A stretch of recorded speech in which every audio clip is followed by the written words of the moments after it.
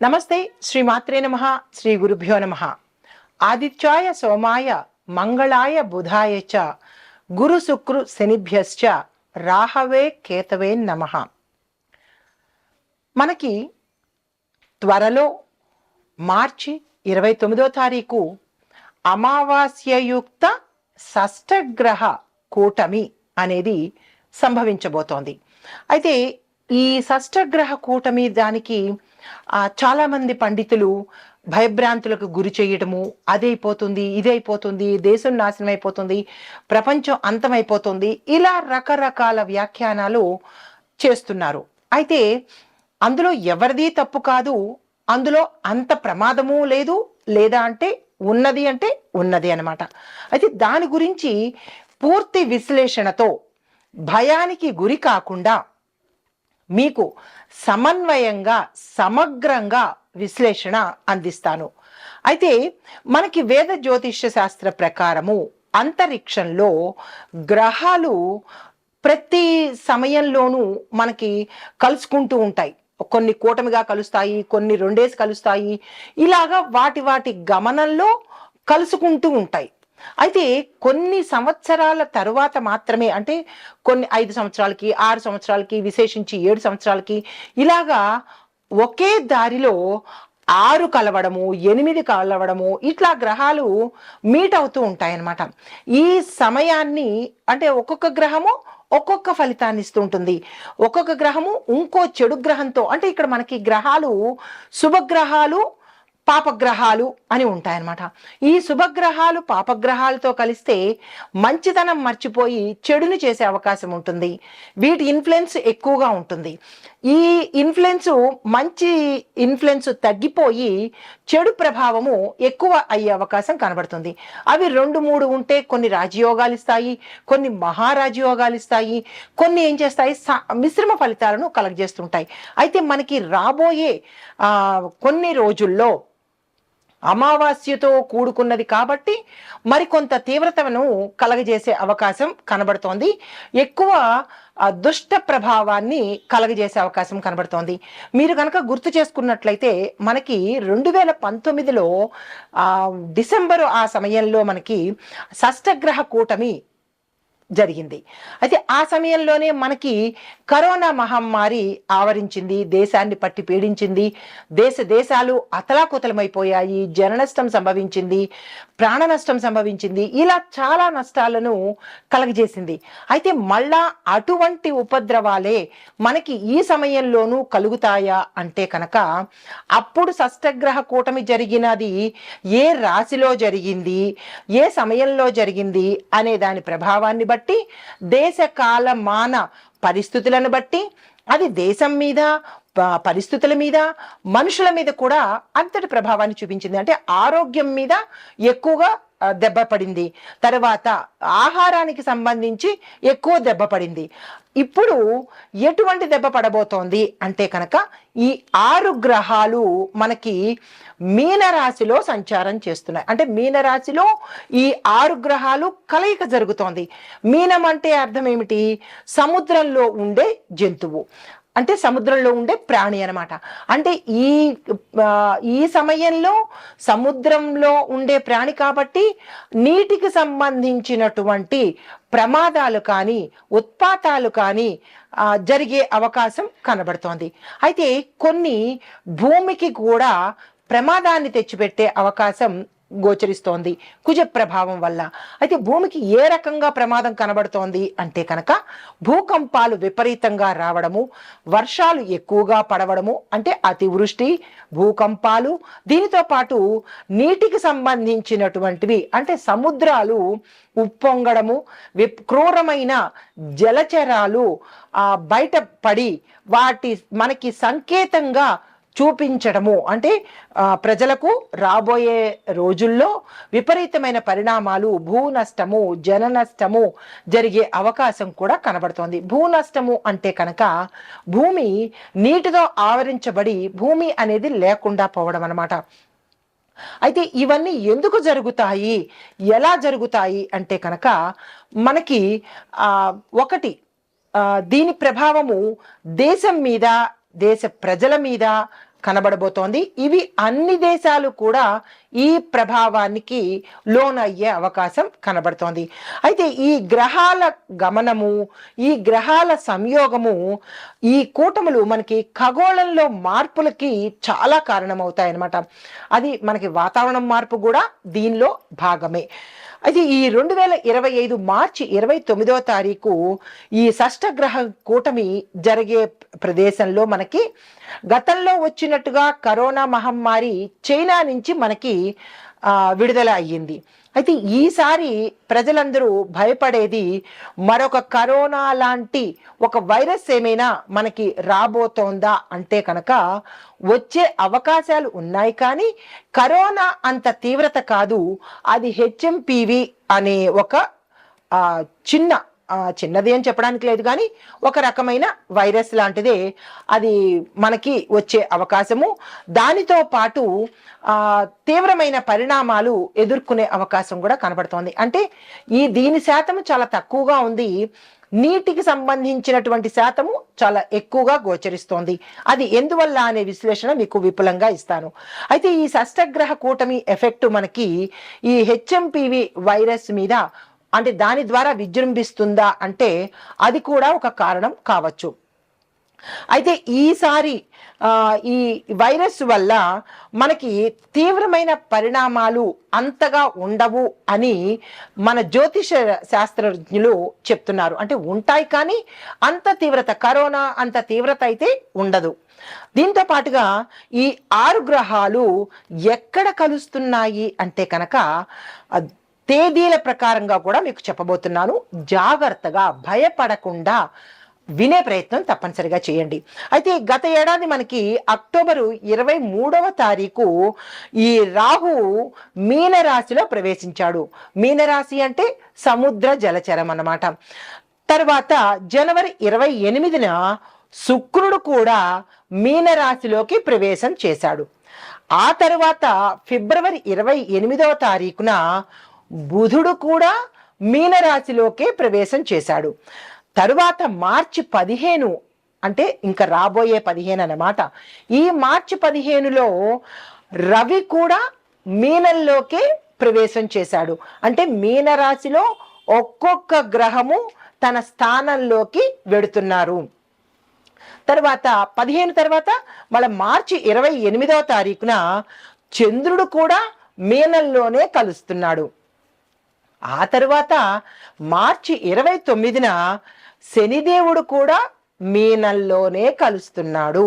అంటే ఈ 6 గ్రహాలు తేదీల వారీగా మీనరాశిలోకి వచ్చి అక్కడ కూటమిగా ఏర్పడుతున్నాయి.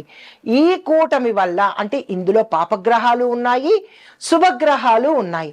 అయితే ఓవరాల్గా పాపగ్రహాలు ఎక్కువ ఇన్ఫ్లుయెన్స్ చేయడం వల్ల ఒక పాయింట్, రెండవది ఆ కలయిక మీనరాశి అంటే జలచరములో కలవడం వల్ల ఈ 2 ఎఫెక్టు ఎక్కువ ఉండడం వల్ల ఏమవుతోందంటే ఒక రకంగా వైరస్ వల్ల, మరొక రకమైన ఎఫెక్టు మనకి భూమి అంటే భూకంపాల వల్ల, భూమి క్షయం అవ్వడం వల్ల, మరొకటి ఏంటంటే మనకి సముద్రాల వల్ల ఎక్కువ ఉత్పాతాలు రావడము, నీటికి సంబంధించినటువంటి అంటే అనావృష్టి కావచ్చు, అతివృష్టి కావచ్చు, దాంతో పాటుగా సముద్రాలు ఉప్పొంగి జన నష్టము, భూ నష్టము జరిగే అవకాశం కనబడుతోంది. అంటే ఆ సముద్ర గర్భంలో కొన్ని వేల అడుగుల అంటే లోతులో నివసించే ఈ వింతైన జలచరాలు ఈ సమయంలో ఈ గ్రహాల యొక్క ఇన్ఫ్లుయెన్స్ పడి అవి మీదకి వచ్చే అవకాశము తప్పనిసరిగా గోచరిస్తోంది. అది మనకి ఈ వీడియోల్లోనూ ఈ సోషల్ మీడియాలోనూ చూస్తున్నాము, అది వాస్తవాలే. అయితే ఈ మరొక పెద్ద విశేషం ఏంటంటే ఈ 6 గ్రహాలు కలిసి అమావాస్య రోజే సమ్మేళనం అవుతున్నాయి. అంటే అమావాస్య రోజు అక్కడ చేరుతున్నాయి అన్నమాట. అంటే అన్నీ చెడు లక్షణాలే, అంటే చెడు ఫలితాలే ఇచ్చేందుకు ఇవన్నీ ఒక చోట చేరాయి అన్నమాట. అయితే దీనిని ఖగోళ శాస్త్రపరంగా మనం చెప్పుకుంటాము. అయితే మామూలుగా కనుక చూసినట్టయితే, అంటే మనం నిత్య జీవితంలో కనుక చూసుకున్నట్టయితే, మనిషి ప్రకృతికి, దైవానికి చాలా హాని తలపెడుతున్నాడు. ఇష్టానుసారంగా విజృంభించి పాపభీతి లేకుండా, మానవత్వం లేకుండా రాక్షసుల్లాగా ప్రవర్తిస్తున్నాడు. కాబట్టి మరి ఆ నేచర్కి మనం ఏదిస్తామో తిరిగి మళ్ళా మనకి అదే వస్తుంది కదా. నేచర్ని ఇష్టానుసారంగా పాడు చేస్తున్నాడు, మానవత్వం మర్చిపోతున్నాడు, రాక్షసుల్లాగా విజృంభిస్తున్నాడు. కాబట్టి దేవాలయాలు తగలబెట్టడము, దేవాలయాలు విగ్రహాలు దొంగిలించడము, దేవాలయాలని ధ్వంసం చేయడము, ఇలాంటి వికృతమైన చేష్టలు చేస్తున్నప్పుడు ఎంతవరకు సహనం ఉంటుంది? భగవంతుడికైనా సహనం అనేది చాలా తక్కువ ఉంటుంది. ఎందుకు అంటే కొంతవరకు భరిస్తారు. అది దాటిన తర్వాత ఎవరైనా తిరిగి అది ఇచ్చే ప్రయత్నమే చేస్తారు. చాలా చాలా గుర్తు పెట్టుకోవాలి. ఇది కఠినంగా ఉన్నప్పటికీ మనిషి రాక్షసుల్లా అవుతున్నాడు. కాబట్టి ఆ రాక్షసుడిని నాశనం చేయడానికి ఈ షష్టగ్రహ కూటమి రూపంలో గ్రహాలన్నీ కట్టకట్టుకుని మానవ నాశనానికే వస్తున్నాయి. చాలా జాగ్రత్తగా ఉండాలి. మీరు ఏమనుకున్నా పర్వాలేదు, మన చేసిన తప్పిదమే మనకి తిరిగి రివర్స్లో వస్తోంది. ఇక నుంచైనా మనిషిగా బ్రతికే ప్రయత్నం తప్పనిసరిగా ప్రతి ఒక్కళ్ళము చేద్దాము. అయితే దీంతో పాటు మీనరాశిలో రాహువు, బుధుడు, శుక్రుడు, సూర్యుడు, చంద్రుడు, శని, ఈ 6 గ్రహాలు సంయోగం చెందడం వల్ల మేషాది ద్వాదశ రాశుల వారికి మే 31 వరకు, అంటే ఈ ప్రభావం ఎప్పటి వరకు ఉంటుంది, ఈ వినాశనం ఎప్పటి వరకు ఉంటుంది అంటే తప్పనిసరిగా మనకి మే 31 వరకు మనం అనుభవించి తీరవలసిందే. ఇందులో రెమెడీలు లేవు, పరిష్కారాలు లేవు, పరిహారాలు కూడా లేవు. అంటే దీన్ని మనం తప్పనిసరిగా అనుభవించవలసిందే. మార్చి 29 నుంచి మే 31 వరకు ప్రతి ఒక్క జీవి వారు చేసిన పాపాలకు, వారు చేసిన తప్పిదాలకు మనకి ఈ శిక్షను భగవంతుడు వెయ్యబోతున్నాడు. అయితే దీంతో పాటుగా మరొకటి ఏంటంటే, ఈ హెచ్ఎంపివి వైరస్ మీద మనము అంతగా ఆందోళన చెందవలసిన పని అయితే లేదు. దాని ఎఫెక్ట్ చాలా తక్కువగా ఉండబోతోంది, కానీ ఎఫెక్ట్ అయితే ఉంటుంది. అయితే ఈ షష్టగ్రహ కూటమి ఏర్పడినట్టు గతంలో మహమ్మారిలాగా ఇది అంతగా ప్రభావం చూపించకపోయినప్పటికీ కొంత ప్రభావం చూపిస్తుంది. అది ఏ రాశుల వాళ్ళకి అనేది మనం ముందు నేను చెప్పబోతున్నాను.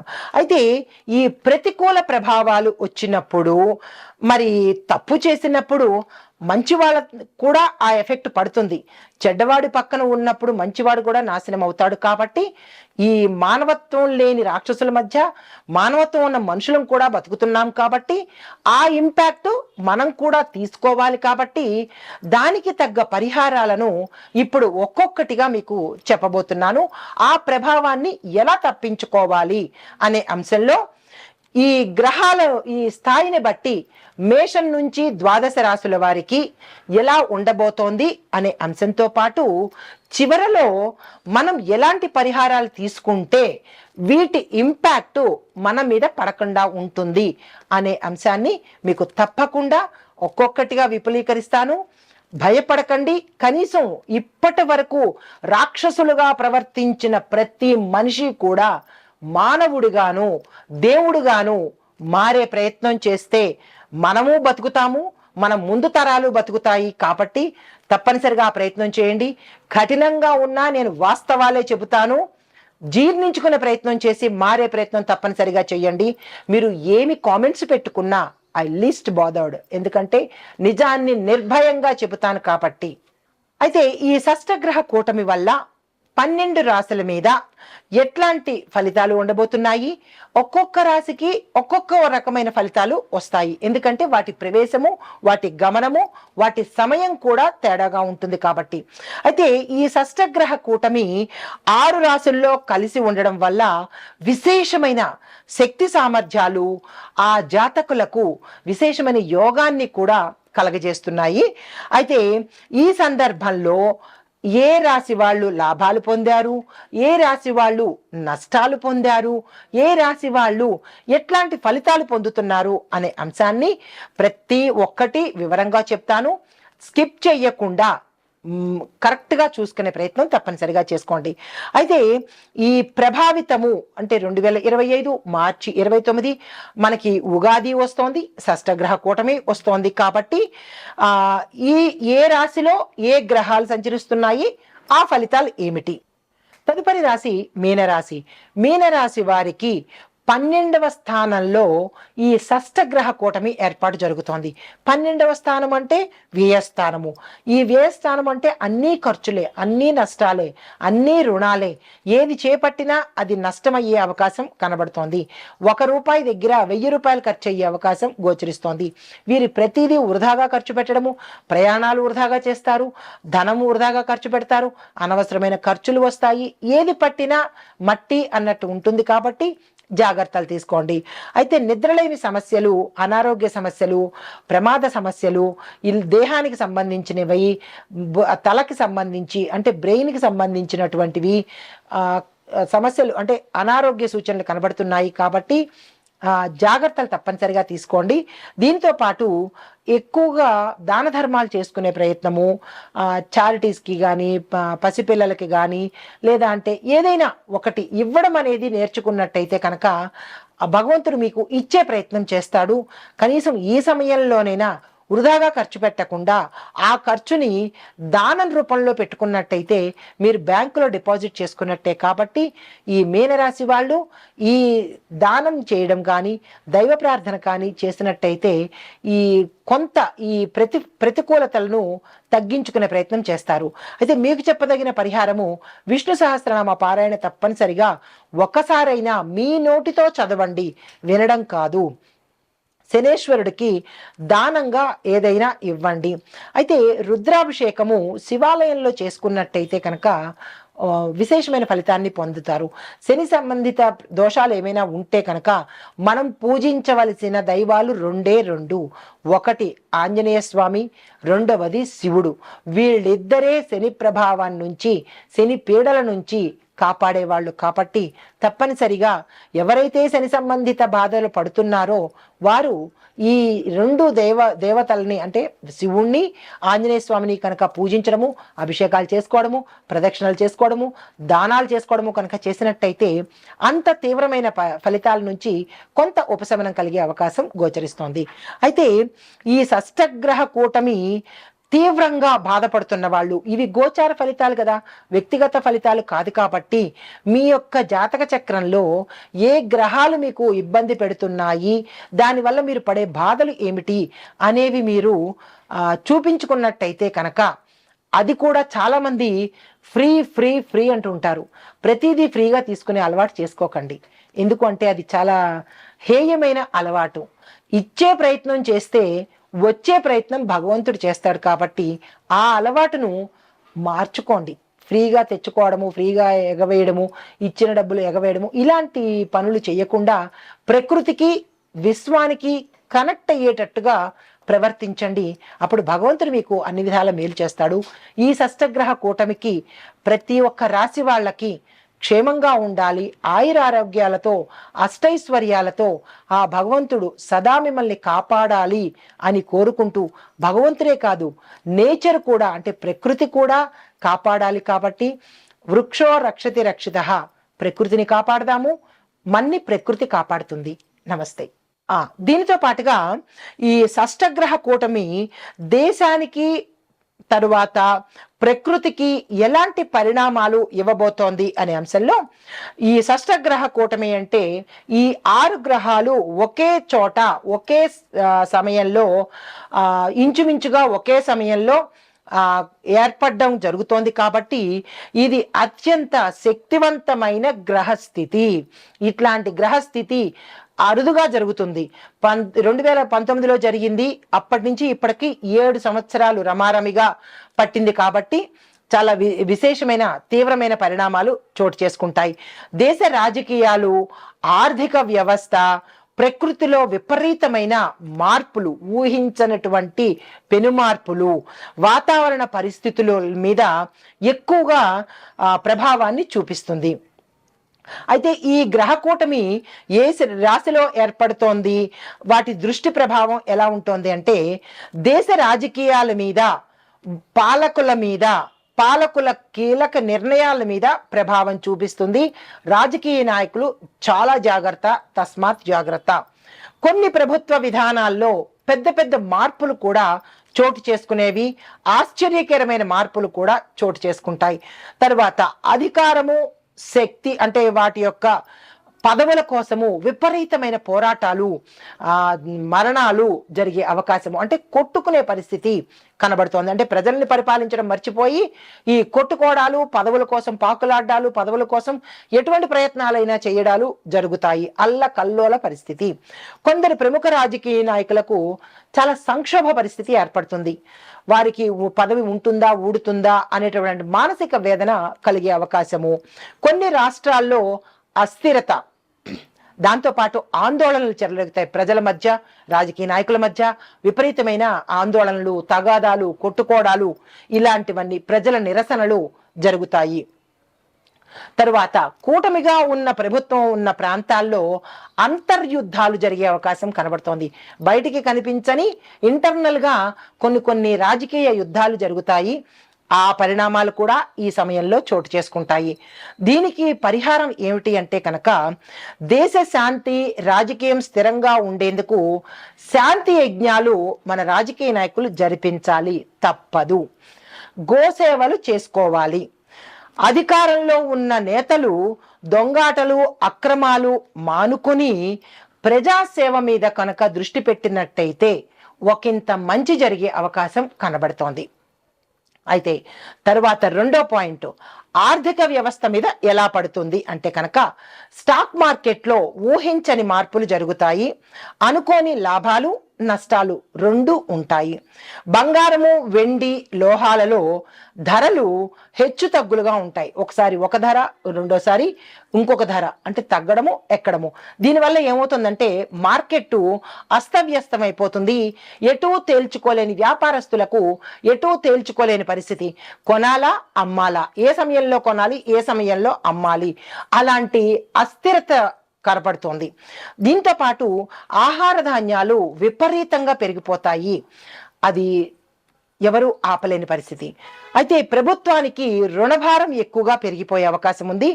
బ్యాంకింగ్, ఫైనాన్స్ రంగాల్లో కొత్త నియమాలు, కొత్త రూల్స్, కొత్త రెగ్యులేషన్స్ వచ్చే అవకాశం కనబడుతోంది.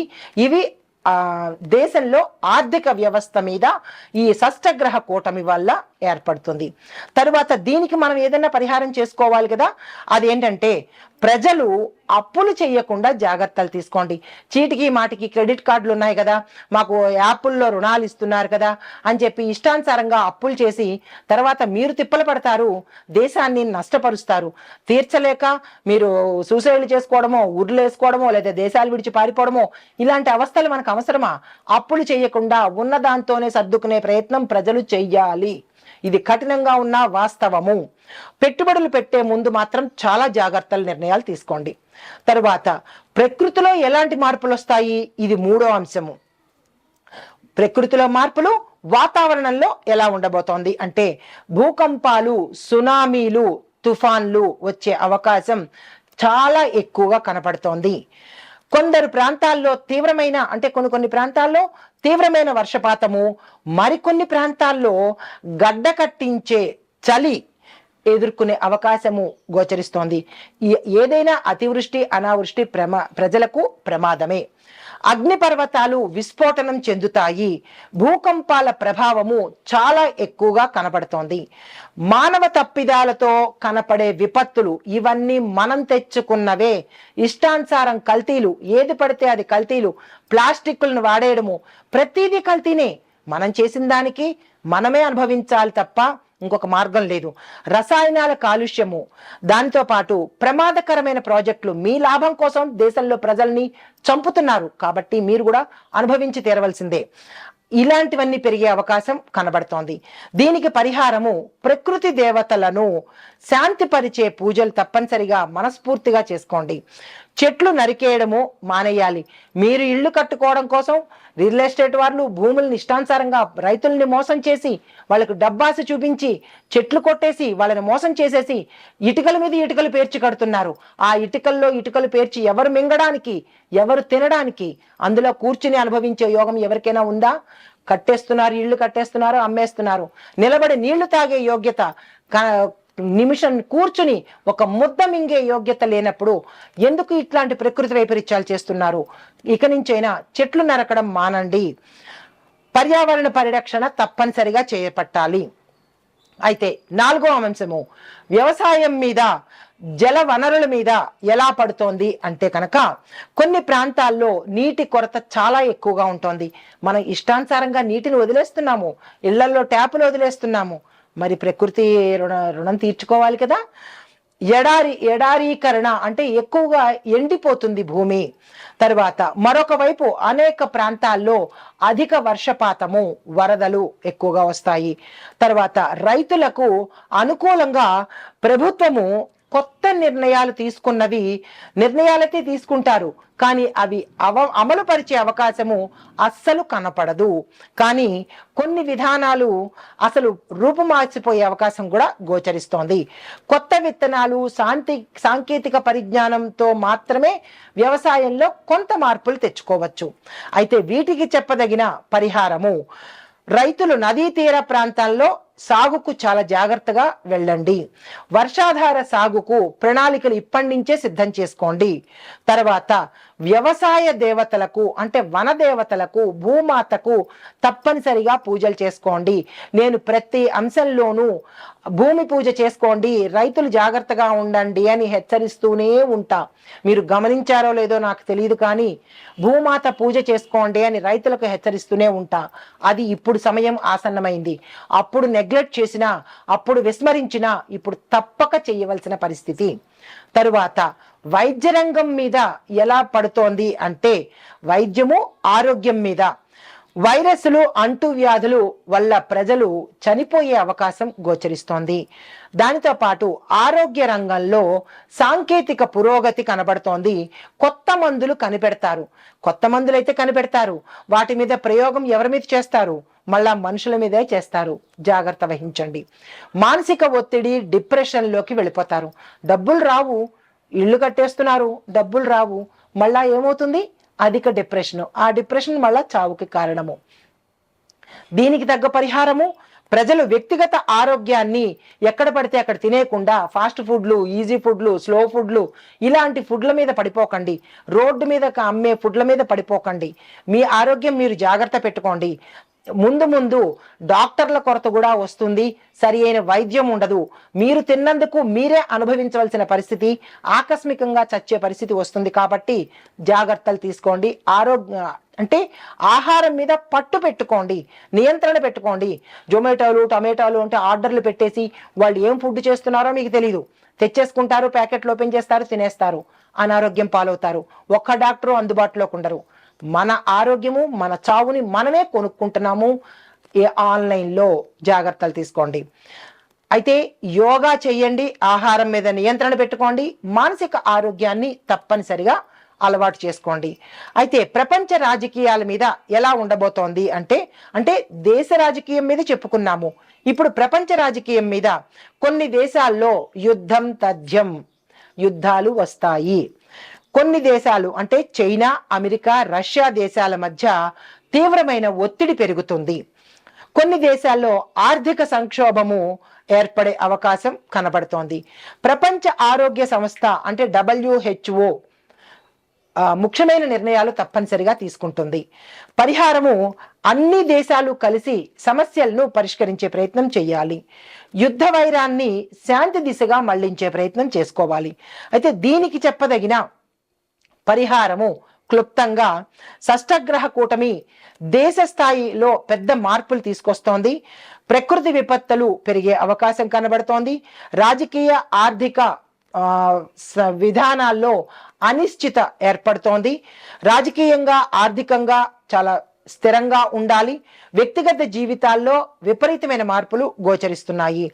సాధారణమైన పరిహారాలు, నవగ్రహ హోమాలు తప్పనిసరిగా చేయించుకోవాలి. పర్యావరణం మీద దృష్టి పెట్టాలి. ధ్యానము, యోగా ద్వారా కొంత ఉపశమనం కలుగుతుంది. చెట్లను తిరిగి నాటే ప్రయత్నం చేయండి. చెట్లను కట్ చేసే ప్రయత్నం చేయకండి. దాన ధర్మాలు చేసుకోండి. పింగించి పీనాసితనంగా ఎవరు ఫ్రీగా ఇస్తారు, ప్రతిదీ ఫ్రీ అనే మాటను మర్చిపోవడం నేర్చుకోండి. ఏకాడికి ఎదుటివాళ్ళు మాకు ఇవ్వాలి, మేము మా ధనాన్ని మేము ఇంట్లో పెట్టుకోవాలి అనే పరిస్థితిని నుంచి మీరు ఫ్రీ అనేది మానుకుని ఎదుటి వాళ్ళకి దాన ధర్మాలు చేసే ప్రయత్నాలు తప్పనిసరిగా చేసుకుంటే కనుక ఈ షష్టగ్రహ కూటమిని గమనిస్తూ ముందస్తు చర్యలు తీసుకుంటే మనము, మన దేశము, మన ఆర్థిక వ్యవస్థ అన్నీ బాగుంటాయి. నమస్తే.